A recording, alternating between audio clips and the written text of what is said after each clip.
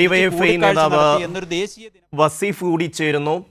ഇപ്പോൾ താങ്കൾ അറിഞ്ഞു കാണുമല്ലോ, ചാണ്ടി ഉമ്മൻ MLA അദ്ദേഹം കേന്ദ്ര സർക്കാരിൻ്റെ ഒരു അഭിഭാഷക പാനലിൽ ഉൾപ്പെട്ട വിവരം. ഇതുമായി ബന്ധപ്പെട്ട് ഡിവൈഎഫ്ഐ ഇതിനെ എങ്ങനെയാണ് നോക്കിക്കാണുന്നത്? നമ്മൾ ഇപ്പോ വളരെ ജാഗ്രതയോടുകൂടി തന്നെയാണ് ഈ കോൺഗ്രസിനെ ഇപ്പൊ നോക്കിക്കാണേണ്ടത്, പ്രത്യേകിച്ച് കേരളത്തിലെ കോൺഗ്രസിനെ. അവര് പ്രത്യക്ഷത്തിൽ ജനങ്ങളെ കബളിപ്പിക്കുന്ന തരത്തിൽ RSS വിരോധം സംസാരിക്കുകയും എന്നാൽ രഹസ്യമായി എവിടെയൊക്കെ RSSനെ ഉപയോഗപ്പെടുത്താൻ പറ്റുമോ, RSSുമായി കൂടിച്ചേരാൻ പറ്റുമോ അവിടെയെല്ലാം കൂടിച്ചേരുകയും തങ്ങളുടെ രാഷ്ട്രീയ സാമ്പത്തിക താല്പര്യങ്ങളെല്ലാം സംരക്ഷിക്കുന്നതിന് വേണ്ടിയുള്ള നിലപാട് സ്വീകരിക്കുകയും ചെയ്യുന്നു എന്ന് തന്നെയാണ് നമുക്ക് സമീപകാല രാഷ്ട്രീയ അനുഭവങ്ങളിൽ നിന്ന് ബോധ്യപ്പെടുന്നത്.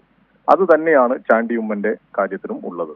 നേരത്തെ സവർക്കറുടെയും ഗുരുജി ഗോൾവാൾക്കറുടെയും ചിത്രത്തിന് മുമ്പിൽ ദീപം തെളിയിച്ച VD സതീശന്റെ അതേ പാരമ്പര്യം തന്നെയാണ് ഇവരെല്ലാം മുന്നോട്ട് വെക്കുന്നത്.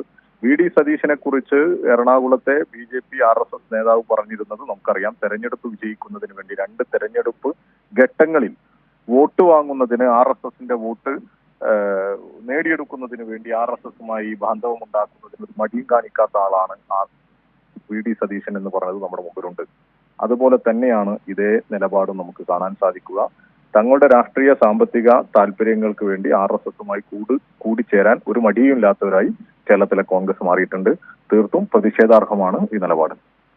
ശ്രീ വസീഫ്, നമുക്കറിയാം ഈ പത്മജ വേണുഗോപാൽ കോൺഗ്രസിലേക്ക് പോകുന്ന സമയത്ത് കോൺഗ്രസുമായി ബന്ധപ്പെട്ടും അതുപോലെ തന്നെ BJPയുമായി ബന്ധപ്പെട്ടും കേട്ടിരുന്ന ഒരു കാര്യം, കേരളത്തിൻ്റെ 2 കോൺഗ്രസിൻ്റെ മുൻ മുഖ്യമന്ത്രിമാരുടെ കുടുംബത്തിൽപ്പെട്ടവർ BJPയിലേക്ക് വരാനുള്ള സാധ്യതയുണ്ട്, അതിലൊരാൾ വന്നു, ഇനി ഒരാൾ കൂടി വരാനുണ്ട് എന്നൊക്കെയുള്ള പ്രചരണങ്ങൾ അന്ന് വ്യാപകമായി നടന്നിരുന്നു. ആ ഒരു സാഹചര്യത്തിലാണ് ഒരുപക്ഷെ ഈ ഒരു വാർത്തയെ പലരും നോക്കിക്കാണുന്നത്.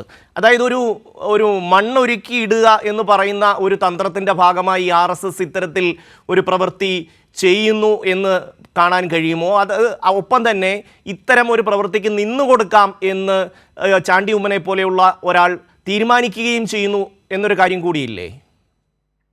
പത്മജയും അതുപോലെ തന്നെ അനിൽ ആന്റണിയെ കുറിച്ച് പറയുമ്പോൾ കോൺഗ്രസ് നേതാക്കന്മാരുടെ മക്കൾ എന്നുള്ളതിനുപരി അവര് കോൺഗ്രസിന്റെ ഉത്തരവാദിത്തപ്പെട്ട സ്ഥാനങ്ങളിൽ ഇരിക്കുന്നവരായിരുന്നു എന്നുള്ളതാണ്. നിലവിൽ കോൺഗ്രസിന്റെ ഉത്തരവാദിത്തപ്പെട്ട സ്ഥാനങ്ങളിൽ ഇരുന്നു കൊണ്ടാണ് അവര് അവിടെ ഇരുന്നാണ് അപ്പുറത്തേക്ക് ചാടുന്ന കാഴ്ച നമ്മൾ കണ്ടത്. അങ്ങനെ ഉത്തരവാദിത്തപ്പെട്ട സ്ഥാനങ്ങളിൽ നിന്ന് വളരെ പെട്ടെന്ന് RSS ആകാൻ പറ്റാവുന്ന തരത്തിൽ അല്ലെങ്കിൽ BJP ആകാൻ പറ്റാവുന്ന തരത്തിൽ കോൺഗ്രസിന്റെ രാഷ്ട്രീയം ചോർന്നു പോയിരിക്കുന്നു എന്ന് തന്നെയാണ് നമുക്ക് മനസ്സിലാക്കാൻ സാധിക്കുന്നത്. ഡിവൈഎഫ്ഐ സംസ്ഥാന പ്രസിഡന്റ് വസീഫാണ് പ്രതികരിച്ചത്.